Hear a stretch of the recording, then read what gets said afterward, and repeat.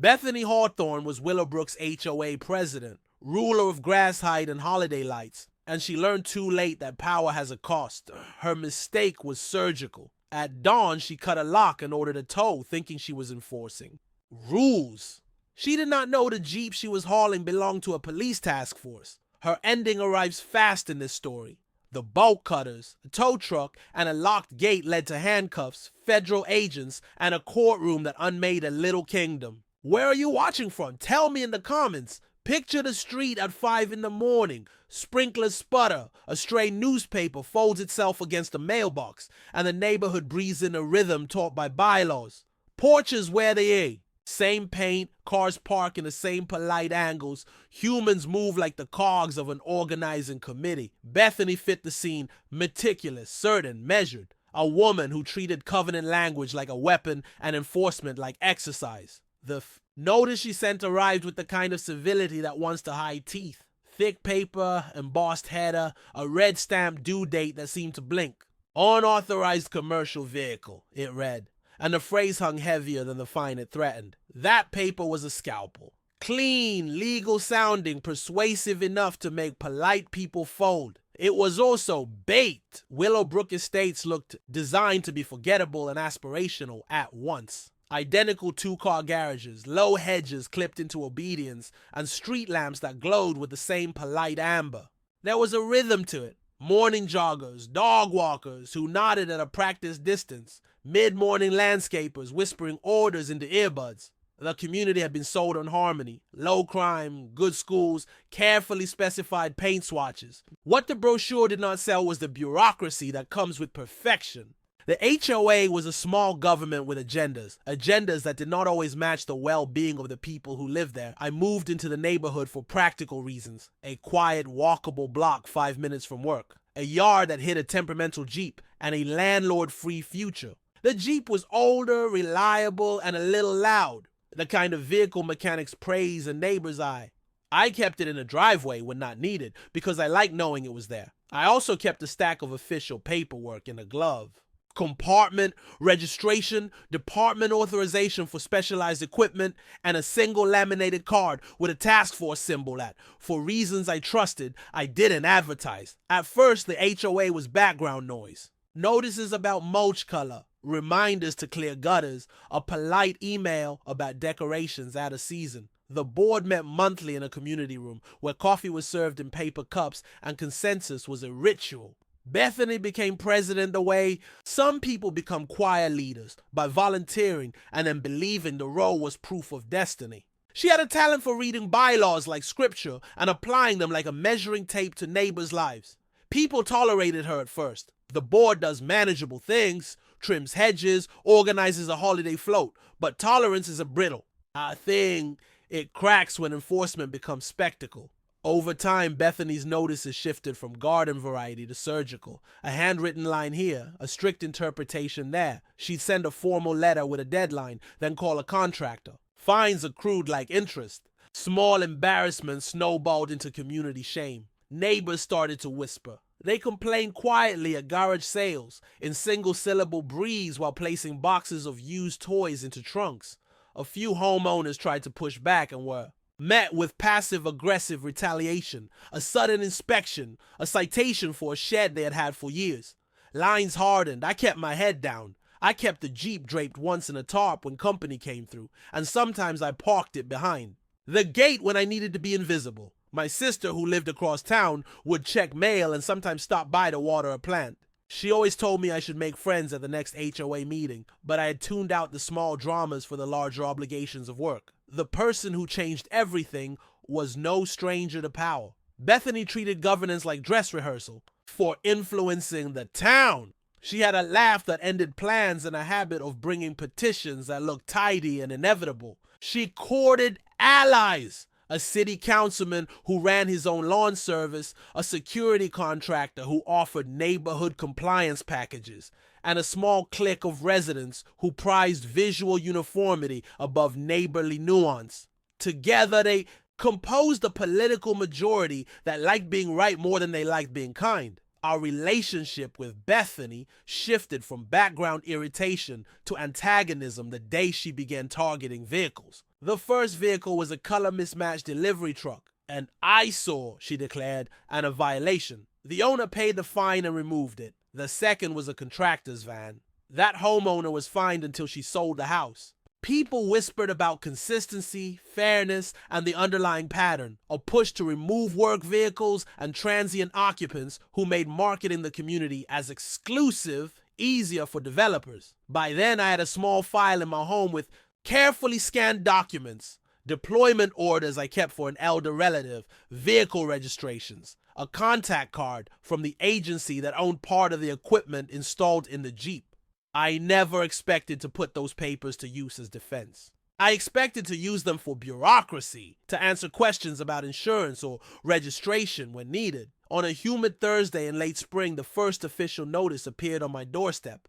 A thick envelope with the HOA letterhead and a violation log. The language was precise and brittle. Commercial vehicle storage in residential driveway. The letter demanded removal in 48 hours or towing and a daily fine thereafter. The words read like a tempo for escalation. I took the envelope to a neighbor's kitchen table because logic calls for witnesses. A woman 2 doors down, Mrs. Patterson, a retired school librarian with a soft voice, nodded as she read. She had kept a running list of Bethany's enforcement acts and frowned at this one. "This is more than mulch," she said, and we both felt the small tightness of someone who had seen systems turn predatory. A momentum beat occurred within a day. A private security company Bethany recommended circulated an email to residents offering to inspect driveways and report violations. The security firm promised swift compliance and a discount for residents who wanted complete peace of mind. The offer was framed as protection, but it functioned like a muscle flex. The neighborhood had access to enforcement without court hearings or community consent. I tried reason first. I printed a copy of the Jeep's authorization papers and left them on the counter of the HOA office, which doubled as a volunteer run room in the community center. The volunteer at the desk, polite, slightly overwhelmed, slid the packet into a folder labeled pending. I received an automated reply saying the board had received documentation and would review it at their next meeting. That review turned into a delay. Delay is a cunning thing. It allows other wheels to turn. While the board reviewed, Bethany circulated a motion that tightened the definition of commercial vehicle. She held an extra meeting with the small clique of neighbors who trusted her most. Minutes were taken, signatures gathered. The motion gained the sheen of inevitability. Another momentum beat. A neighbor who had been a quiet ally suddenly stopped returning calls. He cited personal reasons and removed his online support for my position. Silence can be contagious. It convinces people the tide has turned. I called my sister and asked her to come by more. She started leaving early, returning just to check mail and listen for strange engines. She told me later that she noticed subtle changes. The security guard's SUV that seemed to linger near our driveway, the way Bethany's eyes tracked movement, the polite household suddenly silent at the sight of my Jeep. Those small observations, stacked like kindling, the setup was complete. A community curated to surface perfection, a president who equated enforcement with order, a legal-looking notice with teeth, a security contractor ready to act, and a neighborhood that had been trained to accept the authority of a board that rarely lost a vote. The scene was set for an incident that would reach far beyond a parking dispute. The notice was only the first act. The inciting incident arrived, like a morning alarm. A second envelope with more formal language, a contractor's name scribbled into a service order, and a small printed invoice for towing. When I opened it, the paper felt heavier than expected, as if someone had folded urgency into the fibers. That evening, the neighborhood chat group buzzed with a photograph taken from across the street. A flatbed tow truck idling in front of my driveway, its orange lights dull in the dusk. Someone had posted a close-up of the towing company's license plate and the caption, "Removal scheduled for dawn, HOA enforcement in progress." The post collected instant reactions, support, small bursts of outrage, and the occasional confused question. Comments are small public performances. The right ones can signal that an action is both popular and acceptable. I did everything I could by the book. I emailed the board copies of registrations and a letter from an administrative officer confirming equipment authorization. I called the towing company and asked about their paperwork. They cited a removal order with an HOA authorization number. They told me their policy was to tow on behalf of the property manager who presented the order. The process felt like a machine, simple inputs that produced an inevitable output. Momentum beat one. The tow company sent a crew to the house at dawn. I was asleep when my sister texted me. They're here. Handcarts on flashing lights. Bethany's. Out front. I watched the recorded clip she sent and felt my heart do a small convulsion. Bethany moved with the brisk certainty of someone performing a ritual. She wore a cardigan that matched her hair, and she read off a notice like a minister reciting liturgy. The tow guys clicked chains and took measurements. Neighbors came out in bathrobes. They brought their curiosity like an offering. A few filmed with the thin privacy of their phone cameras, convinced their role as observers absolved them of responsibility. Someone shouted a question about authorization in the background. Bethany answered with rules and a deadline.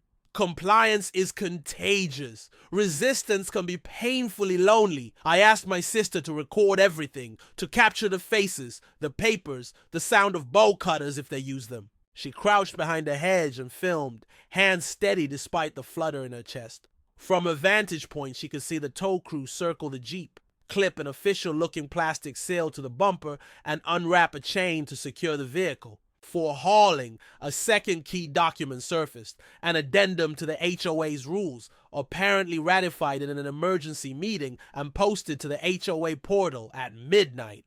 The addendum removed exemptions for vehicles used intermittently for governmental or commercial purposes and tightened definitions until they read like a trap. When the crew attached the chain and began to hoist, a neighbor, a young father, who had once argued at a meeting that rules should be humane, stepped between the Jeep and the tow truck, arms raised. For a breath, he slowed the machine. It was a noble, clumsy stall. Someone said the tow crew would resume if there was a writ or legal hold. The stall sparked a rush of whispered advice, and then quiet. Authorities like legal protections, and we didn't have one in hand. I called my contact at the agency that owned part of the equipment in the Jeep, as the line was patchy. The person I reached told me with restrained disbelief that I should not allow any unauthorized access to the vehicle and that special property required chain of custody protections. There was mention of an internal protocol and words like classified equipment. Having the right paperwork felt urgent in a way that cut to a different jurisdictional level. While agency channels pinged in the background, Bethany called a tow truck driver over and whispered. They exchanged a folded paper and laughed in the way that small conspiracies do when they think themselves clever. Behind their smiles, the street shifted from ordinary curiosity to something like approval. The tow operator informed the group of neighbors that they had a signed property owner authorization, and they were proceeding. The signed paper matched the number on the removal order. I was exhausted, and the fight felt like an uphill climb against inertia. I tried every administrative lever. I emailed my commander. I asked for an emergency contact. I urged my sister to get documentation and to try to stop the tow until the agency could notify its legal team. She sprinted to the front porch and waved a laminated authorization card at Bethany and the tow crew. The card's reflection in the truck's windshield looked like a small, hard truth. The towing crew stalled when the reflection hit their eyes. Someone on the truck radio asked whether the vehicle had federal markings. The driver stepped back, frowning at a sticker on the rear window. It was a small emblem, official looking, and it seeded doubt. For a moment, the machine of removal hesitated then. Bethany made a choice that changed everything. She brushed past the hesitation and ordered the bow cutters. The metallic snap cut through neighborhood murmurs and the Jeep's chain alike. The sound landed like punctuation. For some, it sounded like law being served. For others, like an escalation without authority. When the lock came off the gate, an electronic ping, unnoticed by everyone, sent a silent alert from a GPS unit.